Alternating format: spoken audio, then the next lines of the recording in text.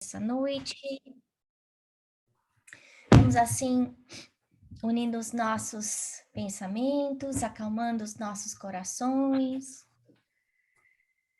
agradecendo ao Mestre Jesus, a equipe de André Luiz, por essa oportunidade de estarmos aqui, mais uma vez em seu nome, nesse estudo, aprendendo um pouco mais da vida no mundo espiritual. Obrigada, André Luiz, obrigada, Chico Xavier, obrigada, Emmanuel, por trazer todos essas informações para que nós consigamos viver melhor o nosso dia a dia. Aparar as nossas próprias arestas, fortificar a nossa vontade, o nosso desejo sincero de acertar e de fazer o bem. Graças a Deus. Bom, o capítulo de hoje é o capítulo 11, e para quem já fez os outros estudos conosco, vocês devem ter notado que, normalmente, o André Luiz, ele segmenta os livros dele, né? Então, quando são muitos capítulos, normalmente 3 partes ou 4 partes. E quando são 20 capítulos, a primeira parte do livro, a primeira metade, é basicamente explorando a história, né? Contando para a gente do problema. A partir da 11ª é quando a gente começa a ver a resolução do problema, né? O encaminhamento até a finalização. Nesse caso, a gente vai ver aí uma experiência muito interessante que eu acho que muitos de nós já passou, né? Que é quando a gente procura algum médium de cura ou algum médium que tenha a habilidade de falar para a gente como resolver os nossos problemas, né? Às vezes a gente procura porque precisa, não sabe se não troca de emprego, ou por causa de uma doença, ou quer casar, ou se separa, ou se muda, enfim. Esse tipo de experiência é uma coisa muito comum para todos nós, né? Principalmente do Brasil. Aqui a gente vê esses médiuns, tem médiuns muito famosos que acabam cobrando também, mas a gente não vê essa pipoca, né, tudo espalhado em todos os lugares, como a gente vê no Brasil. Eles estão lá e aí a gente vê esse indivíduo que tem uma mediunidade maravilhosa, tem uma capacidade, ele sai do seu próprio corpo, ele faz o desdobramento e ele consegue fazer de um jeito que ele tem um colóquio, uma conversa com os espíritos, como se eles estivessem encarnados. É também capaz de certos fenômenos mediúnicos, que também não é muito comum. A gente sabe que muitos de nós temos aí a mediunidade da psicofonia ou da premonição, mas realmente da fenomenologia não é tão comum. Agora, o interessante é que a gente vê que isso não tem nada a ver. Essa faculdade que ele recebeu não tem nada a ver com a evolução moral dele. Que é importante a gente pensar nisso, porque muitas vezes a gente olha para um médium e acha que aquele médium sabe das coisas, ou que aquele médium só vai ter contato com aqueles espíritos mais evoluídos e que a gente vai lá e que nós vamos receber todas as respostas que estamos procurando. Gente, a gente tem que lembrar que semelhante atrai semelhante. Um médium que está cobrando, que negocia a transação financeira de quanto vai ser, quanto que não vai ser antes de começar. Se ele está preocupado com ele próprio, sem se preocupar com os outros, qual é a qualidade dos espíritos que vão estar ao redor dele? Fica muito óbvio a gente saber que, dentro do que a gente já estudou aí com o André Luiz, que o semelhante vai estar junto com o semelhante. André Luiz já explicou para a gente: dize-me quem és, que te direi com quem andas. Se eu não me comporto bem, se eu não tenho valores morais no lugar certo, os espíritos que vão estar perto de mim vão ser da mesma galardia. E olha só, outra coisa que é interessante é que a gente vê essa transação financeira acontecendo no mundo material dos encarnados e a gente vê essa transação financeira acontecendo entre encarnados e desencarnados e a gente vê essa transação financeira acontecendo entre os desencarnados. Então, em nenhum momento aí existe um interesse real de ajuda, de cura ao próximo. Não existe caridade. Aí, o que está acontecendo é uma transação financeira, simplesmente. Por isso é que a gente vê o Gúbio tão preocupado. Porque os espíritos que estão aí ajudando esse médium, eles não têm nenhum compromisso com a verdade. O compromisso deles é com eles mesmos. O compromisso deles é quem dá mais, qual é a melhor situação para mim. Nesse caso, a gente está vendo que são espíritos primitivos, isso significa o quê? Ignorantes, e que vão aí definir as suas prioridades baseado nos seus interesses. Então, o Gúbio sabia que eles iriam lá e a atuação do Saldanha faria com que a mensagem que a doente precisava receber, não estaria recebendo. E o mais interessante é que a gente vê que o Gúbio tenta conversar com o Gabriel, com o marido da Margarida, e não consegue. Agora, se a gente vai num lugar desse, o que é que a gente pode esperar? A gente pode ter sorte de repente, ter algum tipo de merecimento, e aí o nosso anjo da guarda ir lá e conversar com o médium, como a cartomante, a leitura da mão, ou ler o pó do café, seja lá o que for, e de repente passar o recado certo para a gente. Isso tudo depende do nosso o quê? Merecimento. E a gente vê isso acontecendo com um deles, quando existe merecimento. Mas isso não é regra. E a gente vê aí em todos os 3 casos que a gente está analisando, além do da Margarida, a importância do livre-arbítrio, a importância da nossa vivência, né, na moral de Jesus. E aí ele fala, fazer psiquismo é atividade comum. Gente, mediunidade não é mérito de ninguém, a gente acabou de ver. Não é privilégio de ninguém, qualquer um pode ter. Analfabeto acadêmico ou analfabeto moral. Isso é importante a gente saber. Mediunidade não é sinal de grandeza e evolução espiritual. Não é. Para quem tiver dúvida, por favor, volte e leia o livro Os Mensageiros. Então, fazer psiquismo é uma atividade comum, como qualquer outra. O essencial é desenvolver o trabalho santificante. O que é o trabalho santificante? Paulo de Tarso fala isso para a gente. É a vivência da fé, da caridade. Fé sem caridade não tem valor, caridade sem fé não tem valor. Se eu não estiver vivendo essa caridade, fazendo bem para o outro, sem interesses pessoais, eu estou indo na contramão. Como eu comentei, Gúbio tenta conversar com o Gabriel. Então, olha só, muitas vezes a gente fala, mas por quê? Por que que Deus não estava ali me ajudando? E a gente vai ver esse papo, essa conversa no capítulo 12, né? Quando o Gúbio começa a ajudar o Saldanha. A nora do Saldanha falando, mas como? Como é que Deus não estava do meu lado? Como é que ele deixou eu me matar? E a gente está vendo que não é que Deus não está do nosso lado, é a gente que põe o guarda-chuva e não recebe as bênçãos que estão sendo derramadas. A gente se fecha de um jeito encarnado e desencarnado. Eu acho que isso é tão importante a gente pensar. Porque isso eu não estou falando só da Ana, né? Isso eu não estou falando para a Elaine, isso eu não estou falando para a Elisângela, isso eu não estou falando para a Noeli. Isso somos todos nós, encarnados e desencarnados, que muitas vezes a gente se fecha dentro de uma caixinha transparente, fica reclamando que não está recebendo ajuda, que está sofrendo, quando a ajuda está ali, está aqui do nosso lado.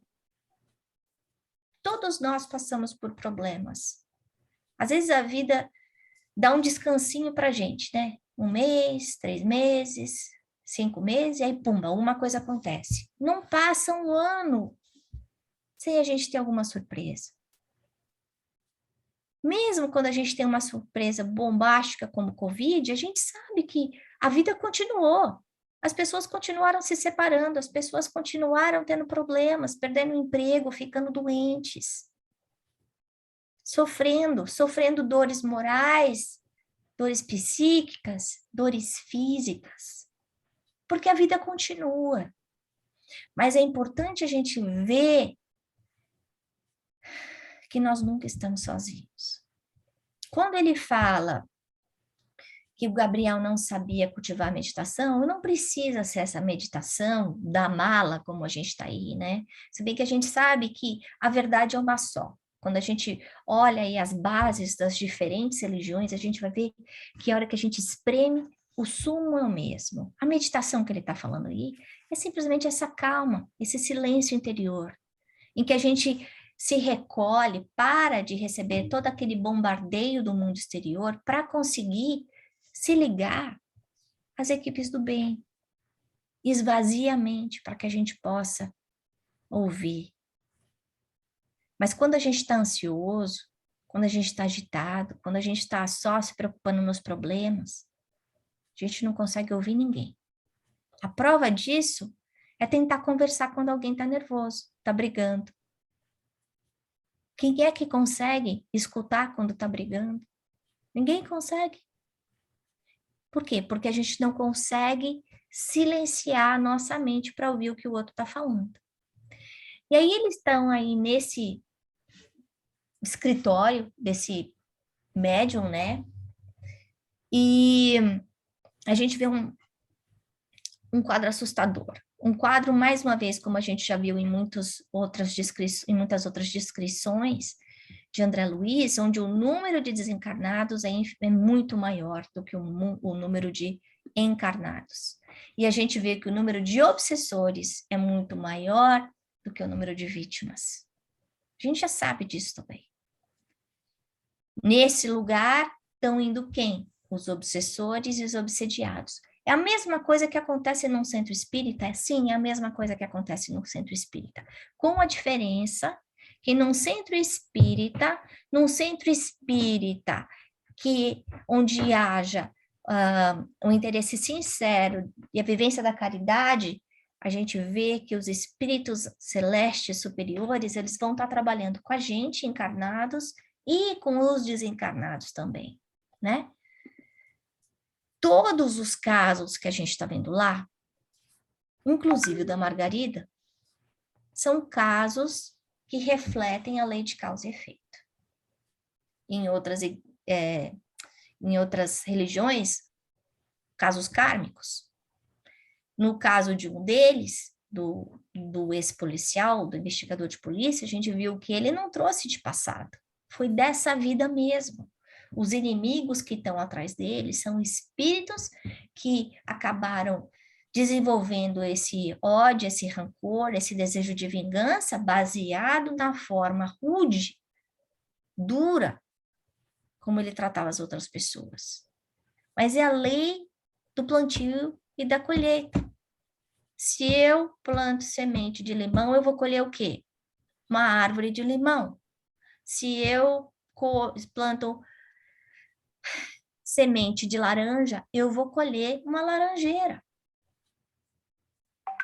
Agora, o que a gente tem que lembrar, que é uma coisa que a gente já comentou, é que a gente consegue contar as sementes dentro de uma maçã, mas a gente não consegue contar o número de maçãs dentro de uma semente. A gente está vendo isso com a Margarida. Ela, pessoalmente, nunca fez nada para o Saldanha, mas o mal que o pai dela fez para o filho do Saldanha está gerando dor para a família inteira. Da mesma forma, o bem. Quando a gente faz o bem que a Elisângela faz para mim, não só me faz bem, mas deixa a minha mãe feliz, o meu pai feliz, os meus irmãos felizes, o meu marido feliz, os meus filhos felizes. Isso significa o quê? Que quando a Elisângela precisar de ajuda, ela não vai ter só a minha gratidão, o meu desejo de retribuir o bem com o bem. Foi multiplicado por 10. Agora, quando a gente faz o mal, a gente sabe que o mal é muito mais poderoso, fala muito mais alto. Tem muito mais gente querendo fazer coisa errada do que coisa certa. Por quê? Porque a gente ainda até está num planeta de expiação e provas. Então, começando o primeiro caso, desse ex-investigador de polícia, Gúbio, perseguido por si mesmo, atormentado pelo que fez e pelo que tem sido.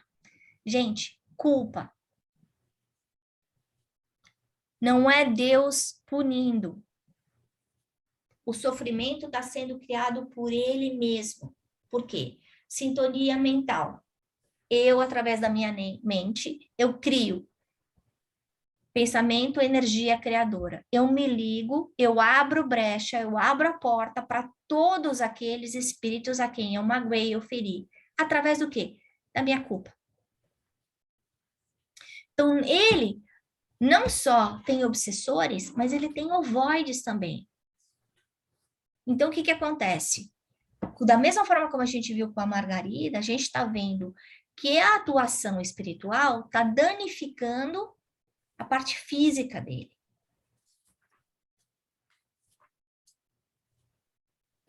Moléstias nervosas, perturbação cerebral, a inconsciência, desgaste do fígado, que está muito ligado ao medo.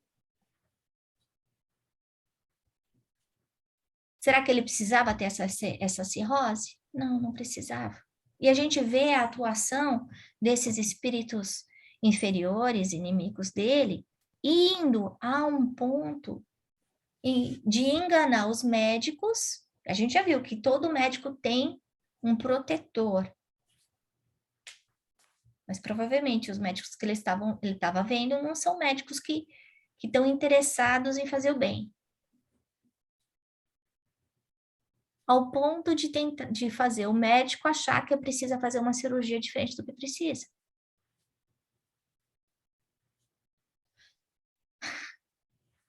Como será que as coisas aconteceriam se o padrão vibratório dele fosse diferente?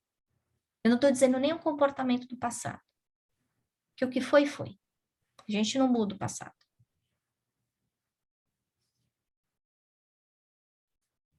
Como seria a vida dele se num momento como esse ele tentasse fazer as coisas direito?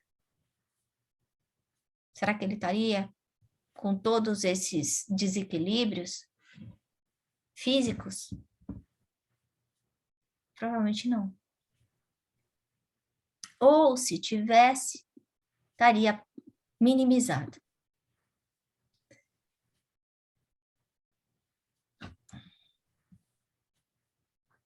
Aí o Gubbio fala: a memória é um disco vivo e milagroso.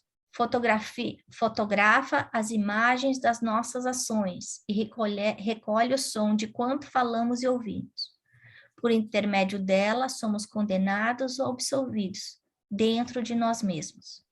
Então, a gente vê aí que somos nós mesmos que criamos o nosso sofrimento ou a nossa alegria. Nós mesmos nos condenamos. Então, se eu não soubesse ser uma boa mãe, se eu não soubesse ser um bom pai, se eu não soubesse ser uma boa filha, um bom filho, eu vou estar me condenando depois, a hora que eu olhar no espelho e me enxergar como pessoa de verdade. Não é Deus me condenando. É a lei divina dentro de mim, traçando, delineando o certo do errado. Aí a gente vai para o segundo caso, dessa moça, dessa jovem que está com a avó. Uma pessoa que não soube valorizar o marido, não soube respeitar o marido, traiu. E de repente os dois algozes são exatamente esses dois homens com quem ela teve relacionamento numa vida anterior. E aí chega essa hora em que ela está prestes a se casar, e pela atuação moral ela está num estado de semi-louca. Ela não consegue falar, ela não consegue se equilibrar, ela fala coisa sem nexo. Quantas vezes a gente vê isso acontecendo no meio da rua?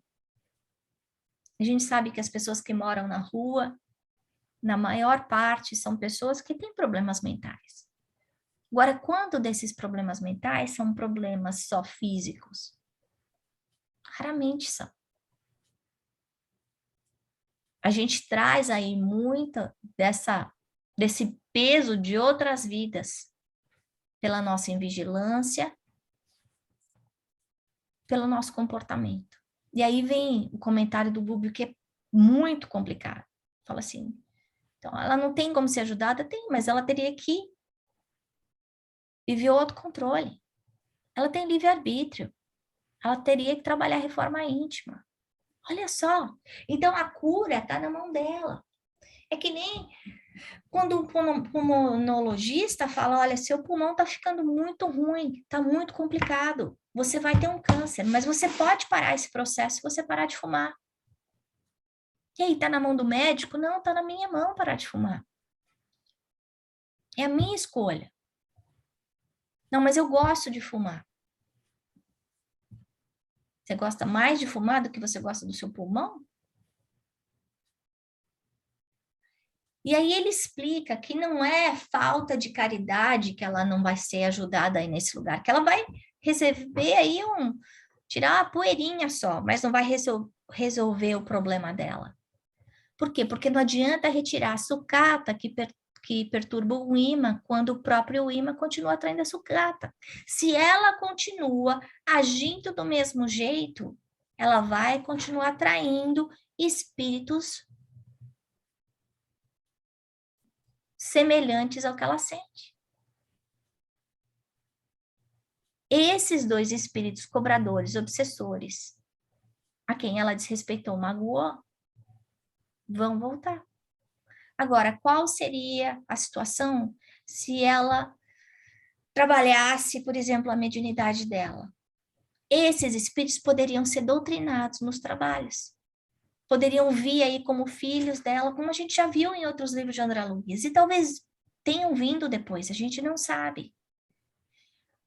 Trabalhando no bem, fazendo a caridade, a gente consegue amainar toda a imensidão de pecados, de erros que a gente fez no passado. A gente não consegue mudar o passado, mas a gente consegue mudar o nosso presente. Muitas das pessoas que convivem com a gente são cobradores de passado, são pessoas a quem nós desrespeitamos, que nós usamos de desamor. E aí eles vêm dessa vida falando pra gente, olha, tô aqui, viu? Tô vendo todos os seus defeitos, Ana, todos. Você é orgulhosa, você é egoísta, você é melindrosa, você complica o que não precisa ser complicado, e vem e aponta os nossos erros, os nossos defeitos. E muitas vezes são essas pessoas que vão estar ajudando a gente a quê? A fazer aquele assessment interior e perceber quem sou eu de verdade. Porque normalmente as pessoas que gostam da gente, elas não falam os nossos defeitos. Elas só veem as nossas qualidades. É que nem quando a gente está grávida. Todo mundo que a gente vê andando ao nosso lado está grávido. É impressionante como quando a gente está grávida, a gente só enxerga a grávida no meio da rua. Ou quando a gente quer um carro novo, da marca X, da cor tal, a gente enxerga esse carro toda hora na rua. Porque a gente sempre encontra o que a gente procura.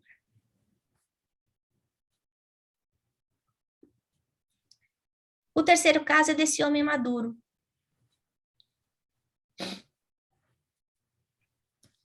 Que nesse caso, pelo bem que ele já fez, apesar dele ter sido um homem muito duro, muito grosseiro com os outros, ele vai ser ajudado, porque apesar da dureza dele, ele era bom, ele é bom. E aí ele vai ser socorrido, não pelos espíritos que estão acompanhando o médium, mas pelo mentor que está acompanhando ele.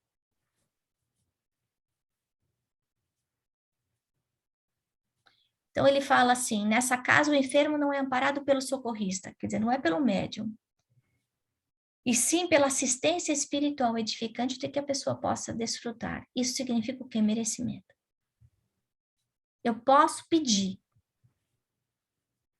mas eu vou receber aquilo de acordo com o meu mérito. Porque muitas vezes, essa cura para mim vai ser uma cura limitada ou temporária. Porque a verdadeira cura não é a do corpo, é do espírito.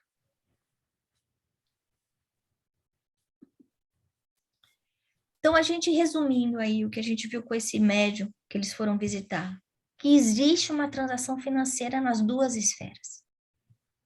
Isso do Saldanha negociar experiências na zona infernal com os espíritos primitivos que estavam auxiliando o médium, isso é assustador. É uma troca. E o próprio médium faz uma troca com esses espíritos. O que vocês acham que vai acontecer quando esse médium voltar para o plano espiritual? Que esses espíritos vão ficar quietinhos? Esses espíritos que davam as comunicações e as coisas, falavam as coisas para ele? Não, eles vão cobrar. Não só eles absorvem toda uma parte do magnetismo, o ectoplasma do médium, como um alimento mesmo, né? Mas eles vão cobrar. E a gente não quer saber como, porque não vai ser bom. A outra coisa, a gente vê como acontece o controle dos obsessores na nossa vida. Que eles podem ter boca moral, mas eles são muito inteligentes. Então, a gente não pode, a gente tem que parar de desmistificar, achar que o obsessor não sabe o que está fazendo. Sabe sim, e muitas vezes sabe muito melhor do que a gente. Conhece profundamente as formas de como manipular os fluidos, o fluido cósmico, como manipular a gente, as pessoas ao nosso redor. E a terceira coisa é a base do negócio, da barganha, do que eu quero. Esse espírito, Saldanha, ele sabe qual é o desejo essencial, o desejo central dos outros espíritos. Ele dá exatamente aquilo que ele está procurando. E a gente vê, inclusive, como se fosse uma reunião de médium a médium no plano espiritual do Saldanha, brifando aquele anão no que ele tinha que falar. Então, a comunicação existe. O médium encarnado não tinha consciência disso. Mas o anão estava falando exatamente o que o Saldanha queria. Então, a troca de energias, né, é uma situação de vampirismo mesmo, né? O médium criando, através da sua mente, alguma coisa, usando o fluido cósmico, e os espíritos consumindo o fluido vital do médium. Como bebendo mesmo, se nutrindo. Isso é um processo de vampirismo. Esse médium está sendo vampirizado. Esse médium está sendo obsediado. É imprescindível, porém, que o clima da prece, da renúncia edificante, do espírito de serviço e fé renovadora por meio de padrões morais nobilitantes constitua a nota fundamental de nossas atividades no psiquismo transformador, a fim de que nos encontremos realmente num serviço de elevação para o Supremo Pai. Se não houver padrão moral alto, se não houver renúncia, se não houver prece, a gente pode virar alvo de abuso desses espíritos inferiores. Então, para a gente fechar o estudo de hoje, quando a gente falar de mediunidade, a mediunidade do ponto de vista do espiritismo é uma troca entre os dois realms, mas com Jesus. É a gente aproveitar a sabedoria, o conhecimento desses espíritos mais elevados em benefício nosso, mas principalmente em benefício dos outros. Eu não posso cobrar mediunidade, eu não posso cobrar essas dicas, o que eu escuto, o que eu falo, porque não sou eu. Não é, um talento que eu aprendi na faculdade, que eu tive que trabalhar para ele. Porque se o espírito não estiver lá me falando, eu não vou ter a resposta. Então, eu não posso cobrar, não sou eu. A outra coisa, para a gente refletir, é o nosso comportamento. O livre-arbítrio está diretamente ligado à nossa obsessão, ou não. O nosso equilíbrio moral, a nossa vivência. O saber viver bem é importante por quê? Porque através da vivência do amor e da caridade, eu me protejo. E a outra coisa é, fiz coisas erradas no passado? Fiz. Fiz um aborto, eu traí meu marido, eu larguei os meus pais, eu abandonei a minha família, eu roubei, eu enganei, eu menti. Passado. É passado. A Ana que fez isso não é a mesma Ana de hoje.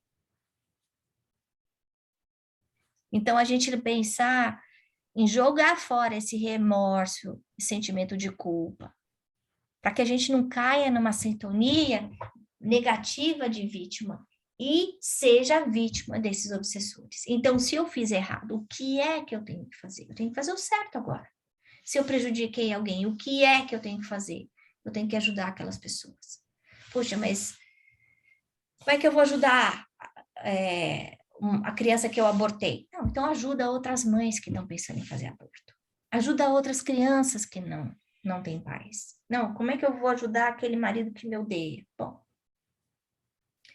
faz prece. Muitas vezes a prece a gente usa como último recurso quando ela tem que ser o primeiro. É a prece, mesmo que o outro não perdoe o que você fez. Você tenta se ajustar com a lei do amor e quebrar o elo do ódio e do rancor. Essa é a nossa defesa com obsessão. Com obsessão.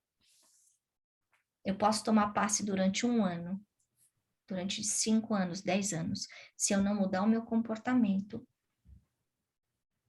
eu vou continuar com os mesmos acompanhamentos espirituais. Muitas vezes o obsessor evolui e eu continuo estagnada no mesmo lugar. E eu posso transformar esse meu obsessor num amigo, como a gente já ouviu o Divaldo falando. Eu posso rezar pelo obsessor. É importante eu fazer isso. Porque a gente está vendo o quê? Que o obsessor é um ser humano, é um indivíduo, assim como eu, sofrendo, com dor, que não está em paz, que não está feliz, que ainda não se encontrou e que precisa de ajuda. Então, a gente lembrar de pedir pelos obsessores, por aqueles que nos magoam, que nos odeiam, aqueles a quem nós ferimos no passado, aqueles a quem nós repugnamos, pedindo ao Mestre Jesus, a Maria, Mãe Santíssima, que envolva todos eles em bênçãos de luz, de paz, de amor. Graças a Deus. Então, agora vamos comentar?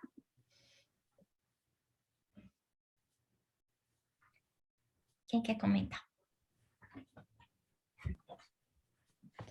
Eu tenho um comentário, Ana. Quando você estava falando hoje, eu estava pensando de todos os estudos que a gente fez até agora, são vários.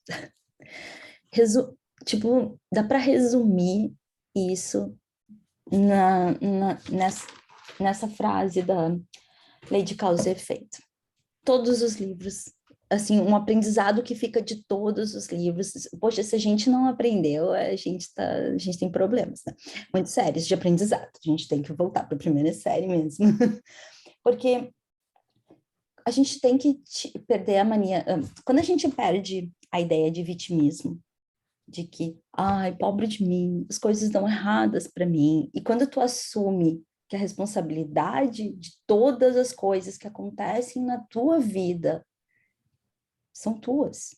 Uhum. São tuas. Tipo, quando a gente aceita que nada vai acontecer porque Deus quis. Eu estou sofrendo porque Deus quer. Não, não é Deus que quer. Foi você que atraiu isso. É eu que atraí isso para mim mesma. Deus não quer o nosso mal em momento algum, ele só quer o nosso bem. Mas, como um bom pai, ele nos ensina. E qual é a forma da gente aprender? Passando pelas coisas que a gente precisa fazer. Então, tipo, fico pensando em todos os estudos, todos os livros que a gente lê, todos os estudos que a gente faz. Tipo, para mim, o que fica sempre é isso. E quando tu estava falando, e que tu repetiu, e quando tu disse, né, da questão, tipo, da repercussão das nossas ações. Quando a gente vai fazer alguma coisa, se a gente conseguir parar antes de fazer e pensar em todas as ramificações das nossas ações, é difícil fazer isso. Óbvio que é. Se fosse fácil, né? Todo mundo faria. Mas, sei lá, é um trabalho que eu penso que, para mim, eu fico colocando, é uma meta que eu tenho, sabe? Antes de fazer uma coisa, pensa antes, né? Se tu fizer isso, qual ação, qual a repercussão que isso vai causar? Vai magoar uma pessoa, e como tu disse, tu não vai magoar uma pessoa, tu vai magoar muitas pessoas. Assim como do outro lado, o bem que tu não faz para uma pessoa, tu faz para um grupo de pessoas. Quando a gente conseguir fazer isso, nossa, eu acho que a gente vai conseguir evoluir tanto como humanidade, tanto, sabe? É um sentimento que eu tenho, assim. Então, eu sempre fico pensando, o que que eu posso fazer para colocar em prática? Porque essa é a ideia, né, de todos os nossos estudos. Como que eu posso praticar os ensinamentos que Jesus nos deixou, né? De uma forma que isso se torne parte de mim, né? Eu estava pensando, nossa, tem que colocar isso na minha cabeça. Antes de fazer qualquer coisa, pare e pense. Pare e pense. Não age no vou fazer, né? Ou na, naquela coisa, assim. É aquela calma interior que tu falou, que a gente precisa ter para tudo. Para olhar as coisas. Se tu achar que a tua atitude, se tu achar que tu não tá bem para decidir qualquer coisa ou para tomar qualquer atitude, um passo atrás, espera, acalma, e aí age, né? Não sei. Tipo, eu fiquei pensando sobre isso quando tu tava.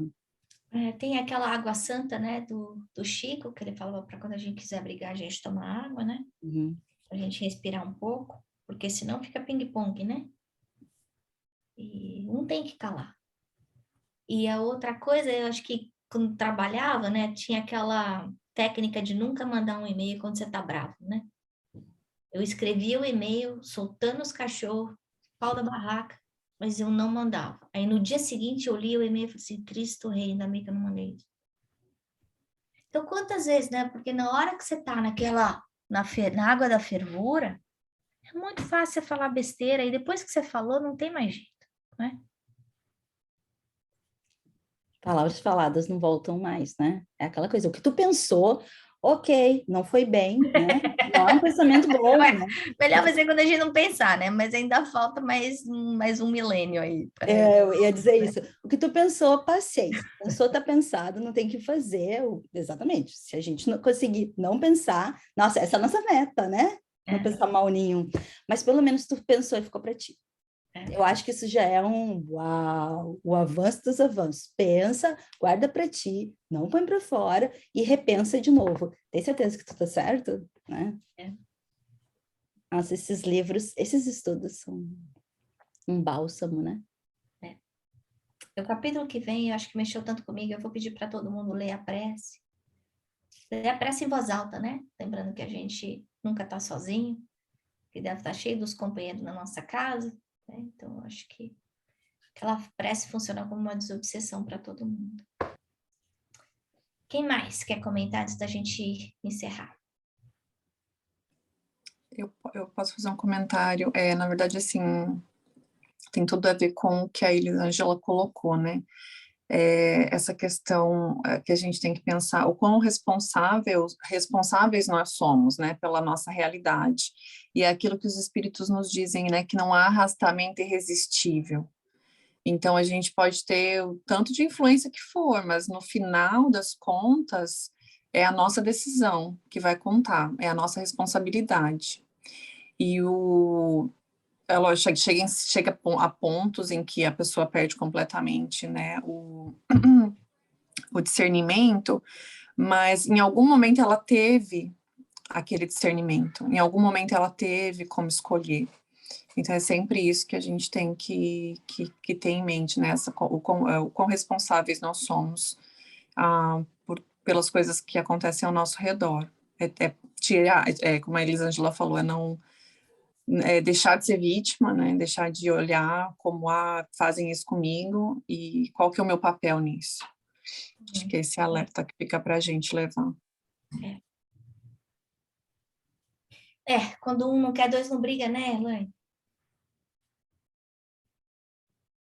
Mais alguma coisa da gente encerrar? Posso falar? Alguém mais quer falar? Eu prestei muita atenção no que Elisângela falou acerca do livre-arbítrio, e realmente ele é a fonte da felicidade ou infelicidade que nós mesmos criamos para nós, né? E automaticamente, enquanto eu te ouvia, eu senti que em todos os capítulos, todos os parágrafos desse capítulo, permeia uma lição, uma mensagem acerca da força do pensamento. Pensamento, energia criadora, na dimensão material, na dimensão espiritual da vida, né? Gerando energia positiva ou negativa, em função do livre-arbítrio, e possibilitando o desencadeamento de todos os fatos. Aí, no caso, nesse capítulo, é chocante a gente ver como a sabotagem fica concreta, né? Neutraliza tudo, atrapalha tudo, é como se fizesse um paredão, né? Maquiavélico, né?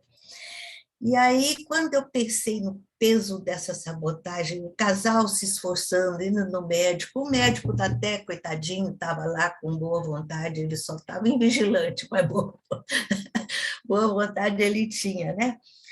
Aí eu pensei, como é que a gente pode se proteger desse perigo? Aí a gente cai naquela mesma colocação, eu ia falar chavão, mas fica menos elegante. A importância do estudo. A gente precisa estudar.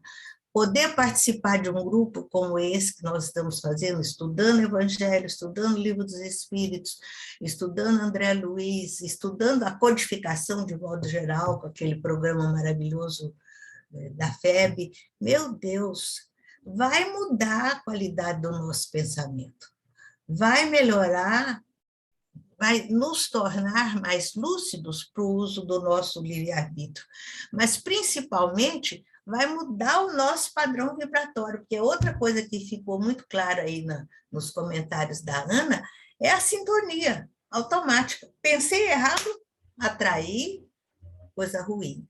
Pensei certo, ajuda. Os mentores estão lá para ajudar a gente, mas se eu estou com o padrão vibratório inadequado, eu não recebo ajuda, né? Então, realmente está nas nossas mãos, né?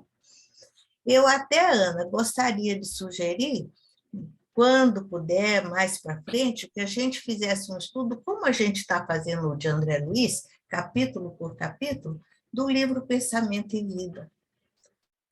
Eu já gostava do Pensamento e Vida, mas ultimamente vendo o quanto que o Haroldo usa, que esses bons expositores, estudiosos, valorizam toda hora, eles estão citando ou fazendo palestras em cima do Pensamento e Vida, porque é por aí que a gente vai aprender e vai crescer, né?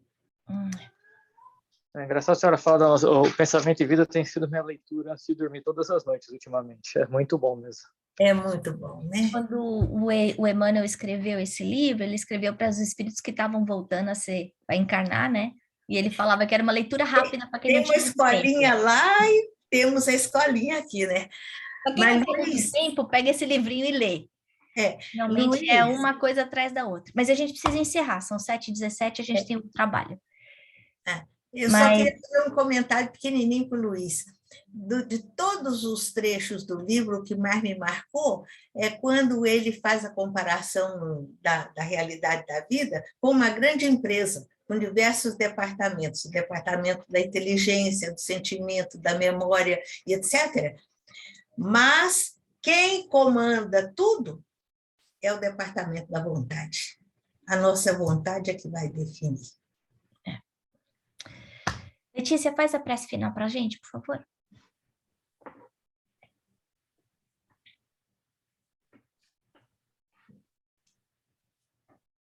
Nosso Deus, nosso Pai de amor e bondade, nos ajuda, nos encaminha as nossas escolhas, as nossas ações, os nossos pensamentos, as nossas palavras, para lugares elevados, para lugares onde somente vibramos a energia do amor, a energia da caridade, a energia da bondade. Que possamos contar com espíritos amigos, com mentores, para que nos suportem nessa caminhada de elevação, que nos momentos mais difíceis, quando houver escuridão, a gente olhe para dentro e lembre que somos uma partícula divina, uma partícula de luz, e que temos dentro de nós toda a força para reencontrar este caminho de luz. Com a sua ajuda,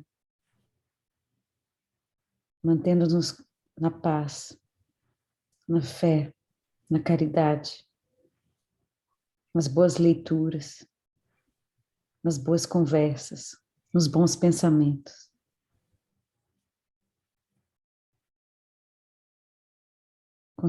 Consigamos ter a predominância da luz nas nossas vidas. E com isso emanar luz no nosso caminho, mas também no caminho de todos aqueles que estão com a gente. Agradecemos esse momento de estudo, esse momento de reflexão. Obrigada por aprender, obrigada por ensinar.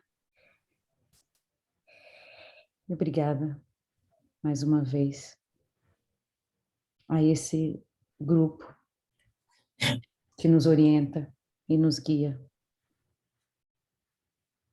para o caminho do bem. Que assim seja, uma noite de luz, uma noite de paz, uma noite de amor